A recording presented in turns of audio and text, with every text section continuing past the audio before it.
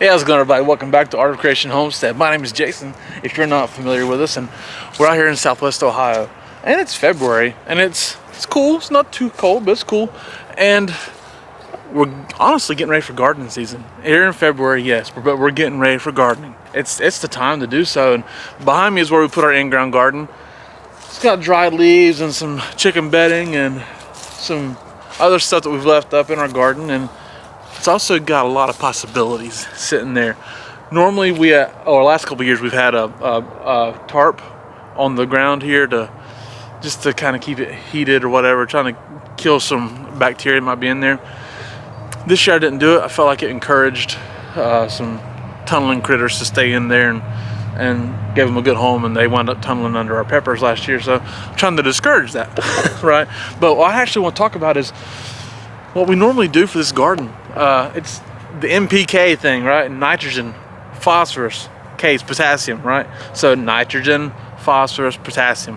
Those are the three things that the NPK and that you might see stand for. So those three digits, the three numbers, they'll have a 10 10 10, for instance. You see a fertilizer, the chemical fertilizers that are 10 10 10. That's nitrogen, phosphorus, potassium. And your plants are going to need all those things. Anytime you're planting flowers or vegetables, anything of that nature, they need all those things to grow. Some might just need more than others, and different plants require different amounts of nitrogen, phosphorus, and potassium. So what does that mean? What can you do about that? Now, if you're looking for pounds of nitrogen or pounds of phosphorus or potassium that's in a certain bag, which is not something that we do, but I'll at least explain it to you for just a quick synopsis of it. Then if you got a 50-pound bag of fertilizer, it says it's 10 10 10, all right, which is not something that we buy again, but either way, if that's what you're looking for, then you're wanting to know how many pounds of nitrogen are in this, how many pounds of phosphorus. Well, you just take, so 10 10 10 means it's 10%. 10% of this, 10% of this, 10% of this. So you're going to multiply your weight of your bag by the number of each one, right? So the first number is always nitrogen. So if it's 50-pound bag, you times it by the first number, nitrogen, and so you times 50 times 10%. That's going to give you your pounds of nitrogen, or pounds of any individual nutrient that's in that bag, if that's what you're looking for. For us, we garden organically. I would never buy a bag of 10 10 10. If that's what you do, it's okay. We just do it this way. So if I'm looking for nitrogen, I'm going to go look for some blood meal. Okay, and the thing about buying organic fertilizers in individual forms like we do is that you're going to find different strengths of each thing. So like if I'm looking for nitrogen, I'm going to buy blood meal. Blood meal can be very hot. Okay, it's a very hot form of nitrogen. It's a very good form of nitrogen, but so nitrogen, I'm gonna go get blood meal, and the one I normally get, I think it says it's like 14%. Okay, but you don't want to put that up on the base of your plants because it's hotter. Either way, blood meal is a good source of nitrogen to mix in your soil, and again, it's going to be different. It's going to vary, but depending on what you buy and where you're at and what's available to you, it's going to vary. But make sure you look at that. It tells you how much nitrogen is in there, and you're going to need nitrogen to make things grow. Okay, that's going to give them, like your greens, for instance. If you're looking for any kind of greens, needs nitrogen to grow. Nitrogen will give you a very green plant, but if you overload on nitrogen on some things like beans, then you might get a nice, beautiful green plant and green vines, but not good amount of beans on there. Or tomatoes, you might get a nice green plant, but not enough fruit. That's why it needs to be balanced. But nitrogen is good. Everything needs it to make it grow. Some things just need more than others. That's why you need to check your plant's fertilizer requirement before fertilizing each individual thing. Next thing would be phosphorus. Okay, now phosphorus is something that people don't realize is as valuable as it is. Okay, phosphorus is super valuable. First of all, anytime you get phosphorus, you're probably going to be getting calcium as well. Calcium is just something that, like, tomatoes need it. All right, tomatoes need calcium as well. So if you need phosphorus, sometimes you're going to need the calcium as well. But phosphorus is good for root development, okay? It also transfers carbohydrates out of the soil to your plant.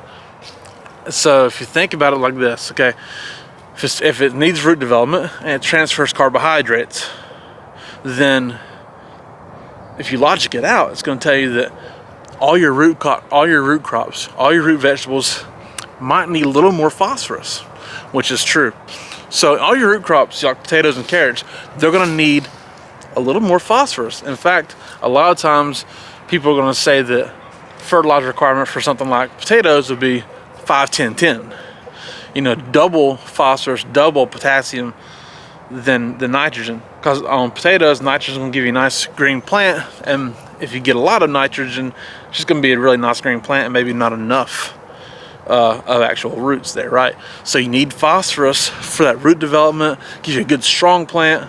Again, so you're growing root crops, you need something for root development, and it's going to transfer those carbohydrates to the root itself, give you more flavorful, a better product of potato, carrot, and then any other kind of root vegetable you might need. Plus also corn. Corn needs a lot of phosphorus because, again, it's got carbohydrates, it's a sugar, it's a starch, right? So because it's a starch, it's going to need those. It's going to need that transfer of carbohydrates. Plus, it needs good, strong roots too. And a good source of organic phosphorus is bone meal. Okay, bone meal is a really good source. Some bone meal you're gonna get is gonna have a little bit of nitrogen content as well. We've bought a few different kinds. One we got Tractor Supply, who was just like had a lot of phosphorus but no nitrogen. One we find at Ace Hardware, something they have at Ace. It's a 460, so it's got a little nitrogen, a little bone, and a little phosphorus. And there's one we're buying this year. It's going to be, I think it's Espoma. It says it's a 4.8 or 412. So that might be a better balance. But it's going to have a little nitrogen too. So sometimes you got to pay attention to see if you're getting enough nitrogen from your bone meal that you don't need to add any blood meal, right? But those phosphorus is very key.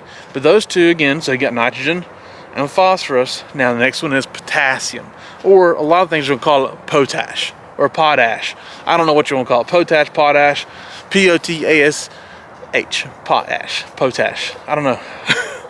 But either way, it's potassium, right? It's maybe a K. I might say NPK, but K is just the element, is the symbol on the chemical element chart, right? So it's but it's potassium, and we use kelp meal for that. Kelp meal is a good source. It's kind of low in it necessarily. It's not high in it, but it is a good source of it. There's any of these things you could Google organic source of, and you can find a fertilizer for it. I found several fertilizers for potassium, liquid and granular, and some say they're organic, some don't say they're organic. Now, potassium is good for it's good for root development. It's good for withstanding drought.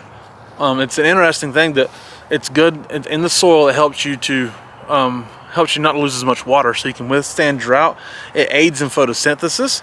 Good for roots, photosynthesis, withstanding drought. But anyway, so potassium is really good for a lot of things as well, and that's why you need it. You need a good, strong root for a good, strong plant to have a lot of good success and a lot of good fruit. If the roots are bad, that fruit's going to be bad. Hey, that's a sermon, but either way. But you got to have a good, strong root to have a good, strong plant to have good fruit, right? So that's why this NPK is important. And all your vegetables and all your flowers are going to have different requirements. So you need to pay attention to that. And honestly, if you get stuck on stuff, you can ask us questions. We're fine. We'll answer what we know. But honestly, Google's a really good source too, right? So that's what you're looking for. That's help you understand why it's necessary, what these things mean, and why you need to pay attention to it. All right. So if you're using bagged soil, though, your bagged soil has a fertilizer content already. You need to pay attention to what that says, and if you need to add anything for that or not. And if you're using bagged soil that you've used already in the past, it probably doesn't have any nutrients left in it, so you're going to have to refertilize that, right? So pay attention to that, especially in your raised beds. Raised beds are always going to need to add fertilizers to it. So Hope you guys have a great gardening season. Again, my name is Jason. This is Our Creation Homestead. We love y'all. God bless you and goodbye.